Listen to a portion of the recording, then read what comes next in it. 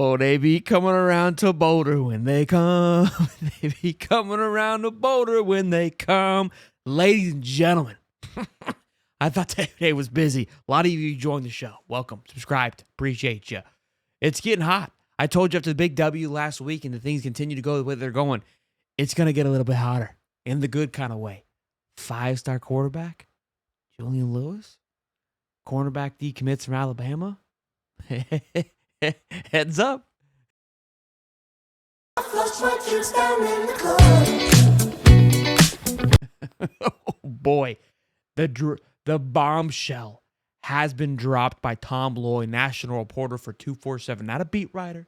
No. Their new Fong Bomb. Okay, we call him the Fong Bomb Great Value Special from Fong Bomb from On 3. He just said, "F it.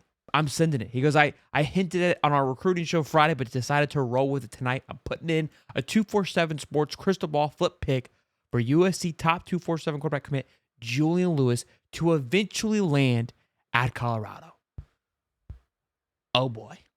Now listen, you've been following this show quite some time. The writing has been felt like it has been on the wall.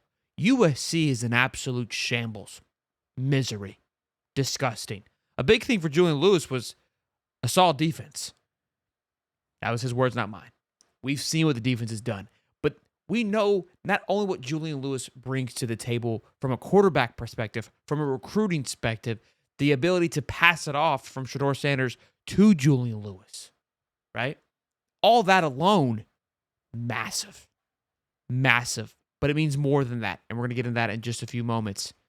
Prospect, 6 foot, 185, 5-star, 247 composite, 31st ranked nationally, 5th best quarterback in the country, 6th best quarterback in Georgia. Not quite how sure that math works, or 6th best recruit, in Georgia. Then 247 Sports non-composite, 115 nationally, 9th quarterback. So composite versus non-composite is how they take the ratings from across all recruiting platforms to get their combined composite versus non-composite, which is just what 247 views them. So just so you guys were wondering how that is. Again, USC, in my opinion, has never been a legitimate threat. I think that Lincoln was able to sell a few things given his quarterback history.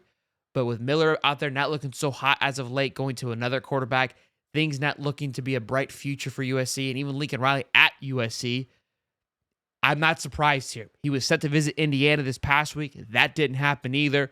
So it was only a matter of if, but not when.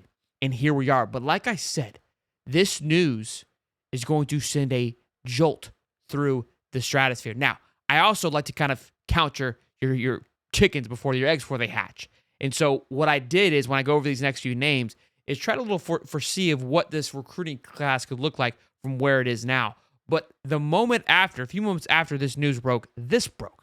Breaking 4-star cornerback Dorian Barney decommits from Alabama. Now, Alabama just came off a massive win against LSU. Why would that be the case? Check his jersey out. Plays for the same school as Julian Lewis in Georgia. They play together. Now, another big thing for the fact that he's making some moves this early, 2026, just 2 years out, could we be seeing a reclassification, which obviously he wouldn't count towards the 2025 recruiting class? This is how hypothetical. I don't have any news. I'm not going to act like I do. Hypothetical. These kids reclassify like I change underwear now. So don't sleep on it, okay? That's unreal how they just hop back and forth. Whatever you want to do, boo-boo. Whatever you want to do, okay? But they ain't done. But wait, there's more. Cardi Smith. We've talked about him a handful of times. This is somebody that I told you to keep an eye on. 4-star offensive lineman. Jordan Seaton, I keep pointing to the success that he's had. Cash Cleveland, walk-on from IMG Florida. I believe from IMG Florida. Looked phenomenal last night.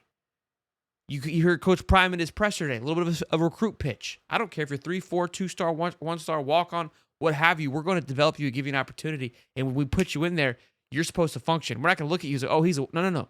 If you're starting, you're playing. The development from player to player has been phenomenal, exceptional. 3-star guys, 4-star guys have been making massive impacts. That speaks volumes. You've heard Coach Prime say it all offseason. We are running this thing like an NFL team. The development that you're going to get here, the insight information from guys that have been in this league is going to be huge. Everybody can talk a big talk. And that was going on earlier in the year. You had to back it up. Beep,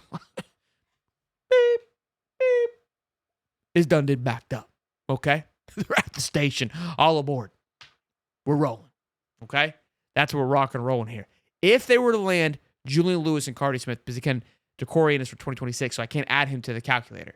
That would put them at 188 overall rating, which takes them from 80th or 79th ranked class currently to like 51st, 52nd. Now, I've said this from time to time when we follow the recruit on this channel.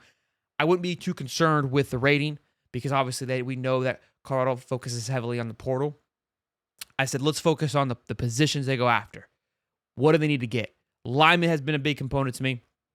And quarterbacks, that's going to be the big ones. I think they do a fantastic job of evaluating talent from whether it's linebacker play, whether it's wide receivers, cornerbacks. I think they've been doing a great job with that and can continue to fill those roles. Although, don't ignore it, right? But the big thing is, how do you continue to get big-time offensive linemen like Jordan Seaton that can make impacts right away and then fill in those gaps like they did this year? They got a little formula. It's starting to seem like it's working a little bit. And again, we spoke a few weeks ago, right, where Duke the Scoop talked about the NIL situation in Colorado is healthy. It's well off. It's doing A-okay. So when times when I had concern of whether or not they could make something like this happen, no more. No more. It is a perfect storm is brewing out there in Boulder, Colorado. You're winning football games. You're doing lights out. And as of today, people are now favoring Colorado to be in a Final Four spot in the playoffs. Big reasons why I've told you all along. People are like, oh, he's going to leave. Where is the insight for leaving? This guy's own locker room in Boulder. He is loved, cherished, supported in Boulder, Colorado.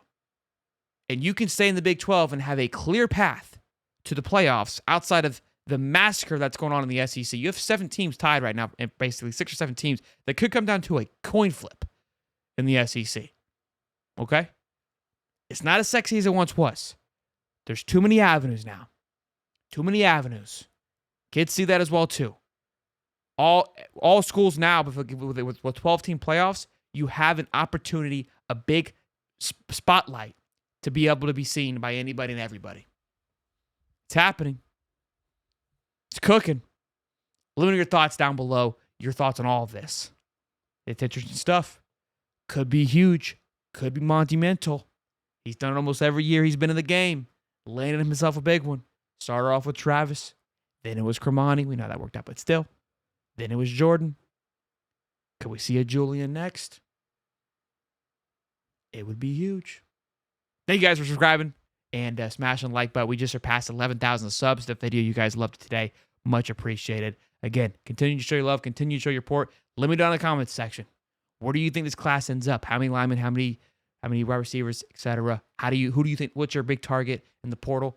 Signing day will be here before you know it. December 4th. It's going to be a big day. See you guys in the next one. Peace and love, baby.